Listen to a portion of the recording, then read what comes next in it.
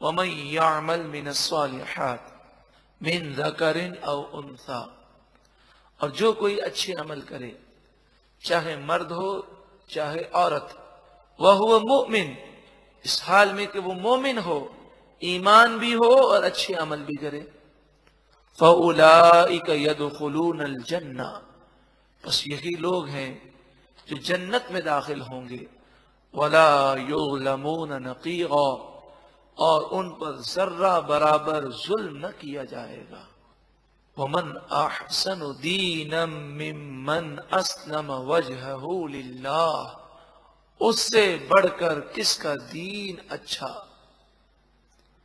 کہ جو اپنے چہرے کو اللہ کی بارگاہ میں جھکا دے، وَهُوَ مُحْسِن، اس حال میں کہ وہ نیکوکار ہو، یعنی جو ایمان لائے اور نیکی کرے، اس سے بڑھ کر کوئی اچھا نہیں ہے، سب سے اچھا دیندار وہی ہے۔ اللہ ہمیں بھی عمل کی توفیق عطا فرمائے۔ وَاتَّبَعَ مِلَّةَ إِبْرَاهِيمَ حَنِيفًا، اور وہ ابراہیم علیہ السلام کی دین کی پیروی کرے، وہ ابراہیم علیہ السلام کہ جو ہر باطل سے جدا تھے۔ وَاتَّخَذَ اللَّهُ إِبْرَاهِيمَ خَلِيلًا، اور اللہ نے ابراہیم علیہ السلام کو اپنا خلیل بنایا، گہرا دوست بنایا۔ لیکن یہ خلیل بننے کے لیے جو مراحل ابراہیم علیہ السلام نے طے کیے وہ بھی ہمیں غور کرنے ہیں۔ حکم ہوا جان کا نذرانہ دو، آپ تیار ہو گئے۔ نمرود نے آگ جلائی، وہ آگ جس کی لکڑیاں کئی مہینے جمع کی گئیں، ایسی آگ جو آسمان سے باتیں کر رہی تھی، اوپر سے کوئی پرندہ اگر ہوا سے گزرے تو اس آگ کی گرمی سے جل کر گر جائے۔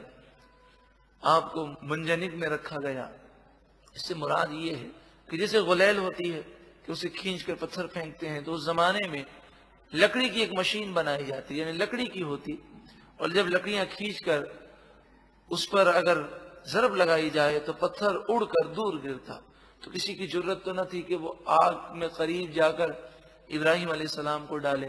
اس لکڑیوں کی مشین میں رکھا گیا، آپ کی قمیض اتار لی گئی اور آپ کو پھینکا گیا، آپ وہاں تشریف لے گئے، جان کا نذرانہ پیش کر دیا، اللہ کا فضل ہوا، وہ آگ باغ بن گئی۔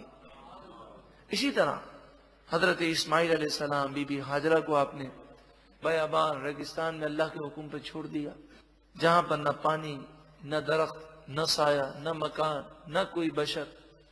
پھر اسماعیل علیہ السلام کو اللہ کے حکم پر آپ ذبح کرنے کو تیار ہو گئے۔ جب آپ ان آزمائشوں میں کامیاب ہوئے تو آپ کو اللہ نے اپنا خلیل بنا لیا۔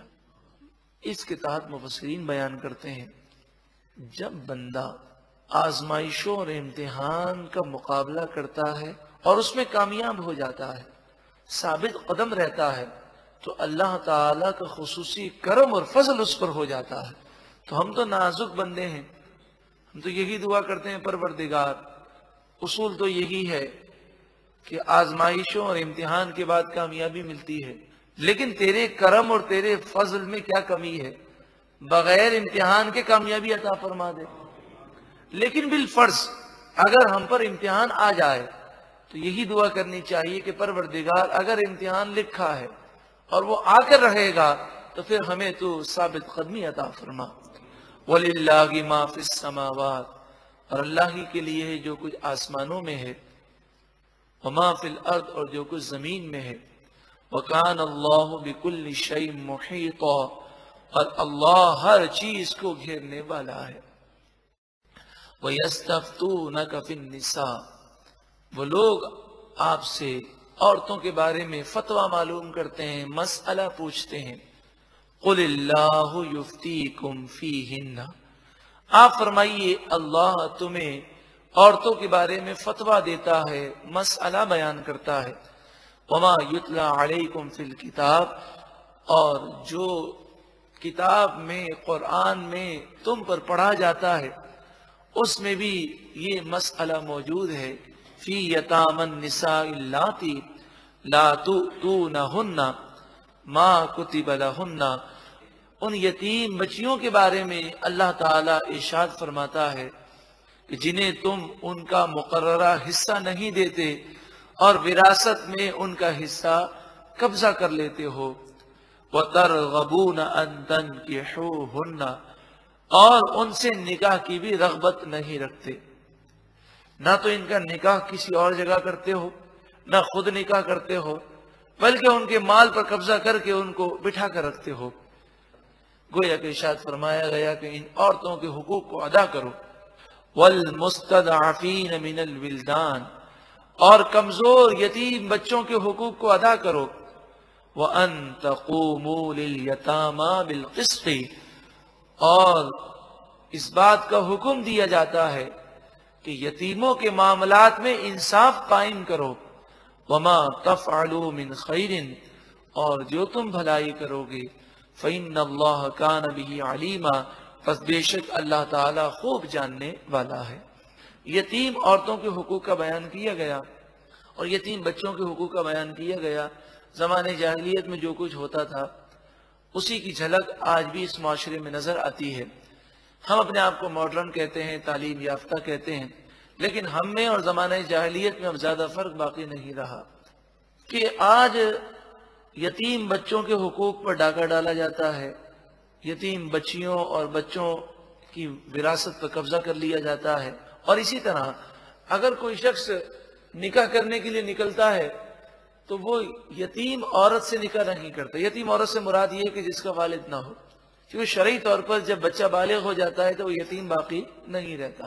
نابالغ بچے کو یتیم کہتے ہیں جس کے والد کا انتقال ہو گیا ہو۔ لیکن جس عورت سے وہ نکاح کرتا ہے اور اسے یہ پتہ چلے کہ اس کا والد نہیں ہے تو اول تو نکاح نہیں کیا جاتا۔ بعض ایسے بھی نادان ہیں، اور اگر کرتے بھی ہیں تو اس نیت سے کہ ٹھیک ہے اس کا پوچھنے والا کون ہوگا، اسے دبا کے رکھیں گے۔ اگر امیر شخص غریب عورت سے نکاح کرتا ہے تو اس لیے نہیں کہ وہ دیندار ہے، بلکہ بعض لوگوں سے سننے میں آیا وہ اس لیے کرتے ہیں کہ غریب عورتیں دب کر رہے گی۔ اللہ تعالیٰ اپنے قہر و غضب سے ہمیں محفوظ فرمائے۔ ہماری سوچ کتنی نچلے طبقے میں چلی گئی۔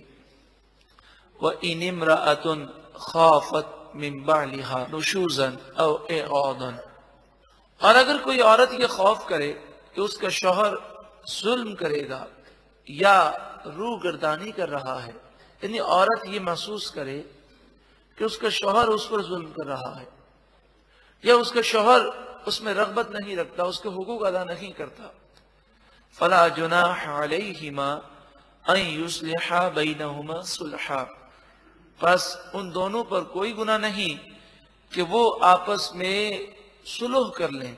وَالصُّلْحُ خَيْرٌ، اور صلح بہتر ہے۔ صلح کی صورت مفسرین فرماتے اس طرح ہوگی کہ عورت کچھ اپنے حقوق معاف کر دے اور اسے کہے کہ بھئی ٹھیک ہے میں یہ بھی کروں گی، آپ سے اس چیز کا مطالبہ نہیں کرتی، آپ میرے حقوق تو ادا کریں، تو اس طرح لینے دینے سے معاملہ سیٹ ہو سکتا ہے۔